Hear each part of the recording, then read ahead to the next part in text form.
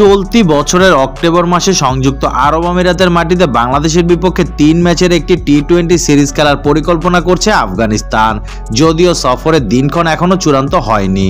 মূলত এটি গেল বছর পিছিয়ে যাওয়া সিরিজের অংশ হিসেবে মাঠে গড়াবে। ESPN ক্রিকেট ইনফো জানিয়েছে, এই সিরিজটি সেপ্টেম্বর মাসে হতে যাওয়া এশিয়া কাপের পর এবং অক্টোবরে নির্ধারিত বাংলাদেশ ওয়েস্ট ইন্ডিজ সিরিজের আগে অনুষ্ঠিত হতে পারে।